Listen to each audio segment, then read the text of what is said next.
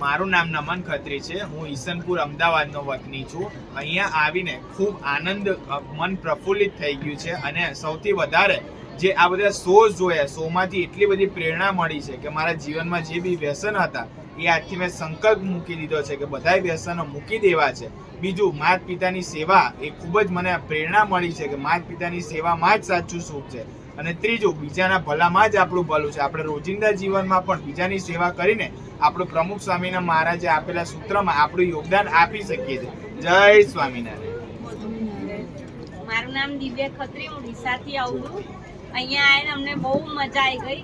મને પહેલા એ બહુ જણાવ્યું કે આટલું અમે લોકો કોઈને પૂછ્યું તો અમને કોઈ કેટલી વાર બી પૂછ્યું તો કોઈએ ગુસ્સો નહીં કર્યો, પ્રેમથી જ જવાબ આપ્યો. અને અહીંયા અમને બહુ મજા આવી. જય સ્વામિનારાયણ. હું દેવિકાબેન દીપકભાઈ ખત્રી ઈસમપુરથી બોલું છું. ઈસમપુરથી આવું છું. પણ અહીંયા આવીને મને એવું લાગે કે હું સર્વગુણ સંપન્ન છું. મારામાં તો જ્ઞાન છે, બુદ્ધિ છે, સમજણ છે, બધાને રાખી શકું, આ ના બધું છે. પણ અહીંયા આવીને ખબર પડી કે હજી આપણે 20% છે, 80% સુધરવાની જરૂર છે. બરાબર છે. તો આ પ્રમુખ સ્વામી મહારાજને એટલી જ પ્રાર્થના કરી કે પ્રમુખ સ્વામી મહારાજ 20% છે, હવે 80% મારામાં શક્તિ આવી જાય તમારી જેવી, કે બીજાના ભલામાં આપણું ભલું એવું સમજણ આવી જાય, એવી શક્તિ આવી જાય, એવી બુદ્ધિ આપજો, જ્ઞાન આપજો, સમજણ આપજો, એવી એવું મેં અમને પ્રમુખ સાહેબ પાસે માંગ્યું. તો અને એવા દર્શન થયા, અદભુત દર્શન થયા, બહુ આનંદ આવી ગયો. અને આ લોકો ડીસાથી આવ્યા તો મેં જ પ્રેરણા કરી કે ચલો તમે દર્શન કરાવો તમને.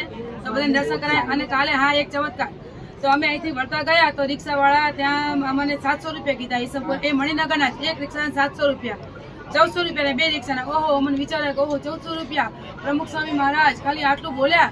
અને એવામાં ખટારો આવ્યો સામેથી, અને ખટારાવાળા ભાઈ કે બેસી જાઓ.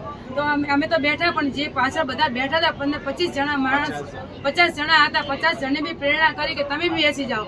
બેસી ગયા, ફ્રીમાં બેસી ગયા. ખટારાવાળા છે કે મને ત્યાં અમારે ઈસમપુર જવું હતું તો મને ત્યાં અડધા ઉપર રસ્તો કાપી દીધો. અને પૂછ્યું ભાઈને કે તમે પૈસા કેટલા લેશો? કે 1 રૂપિયો મારે બેન જોઈતો નથી કે. બરાબર. તો અમને એવું લાગે કે પ્રમુખ સ્વામી મહારાજ જ આયા છે. એવો અમને અંદરથી આનંદ થયો, અંદરથી એવી પ્રેરણા થઈ. હા, અને મોબાઈલ બી કાલ ખોવાઈ ગયો હતો તો મોબાઈલ બી મળી ગયો હતો. બહુ જ આનંદ આવ્યો. ખૂબ ધન્યવાદ. કોટી લાખો વંદન પ્રમુખ સ્વામીને, મારે લાખો વંદન, કરોડો વંદન. એમને હું નમસ્કાર કરું છું જે મને બીજાના ભલામાં ભલું કરવાની એવી મને અંદરથી શક્તિ આપે, એવું અંદર મારું હૃદય. જય સ્વામી મહારાજની જય.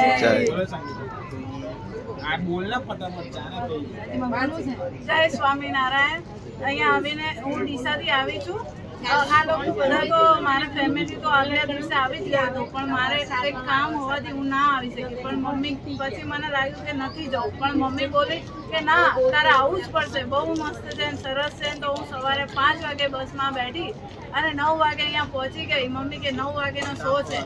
તો પછી 2 વાગે અમે અહીંયા આવ્યા અને અમને બધા શો જોયા.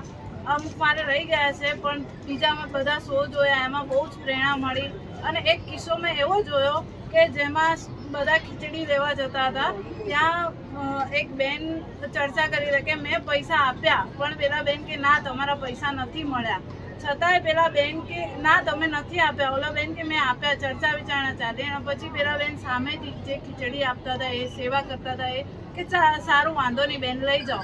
આ અદ્ભુત સેવા અમે આજે જોઈ કે લોકો ત્યાં ઝઘડી પડે. અને અહીંયા અમે ક્યાંય આટલી બધી પબ્લિકમાં એક ઝઘડો જોયો નથી, કે બધા જ શાંતિથી જવાબ આપ્યો. અમને કોઈ સેવા ભાવી, અમને પ્રેમથી જ જવાબ આપ્યો. કોઈ જાતનો ઝઘડાથી કે નહીં, તુકારાથી બોલાયા. જય સ્વામિનારાયણ. અમને તમે આવકાર આપીને સરસ રીતે માન આપ્યું. અને અહીંયા આવીને અમને એવું લાગ્યું કે આ પ્રમુખ સ્વામીનું ધામ ખરેખર બધાય આવા જેવું છે અને ખૂબ જ પ્રેરણાલાયક છે.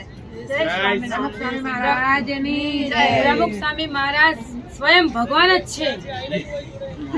સેવક હતા, પણ એમનું આટલું એમના સેવકો કરી રહ્યા છે કામ, એ કંઈક કરી ગયા. ભગવાનનો અવતાર હોય ત્યારે કરી રહ્યા છે ને. અમને એવો અંદરથી અહેસાસ થાય છે કે ખરેખર એ ભગવાન જ છે. ભગવાન જ માનીએ છીએ અમે. બોલો પ્રમુખ સ્વામી મહારાજની જય.